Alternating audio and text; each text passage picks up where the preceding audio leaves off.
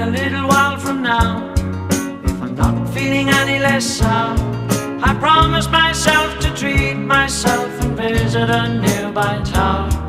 And climbing to the top, will throw myself off in an effort to make clear to whoever what it's like when you're shattered, left standing in the lurch at a church where people are saying, my God, that's tough, she stood him up.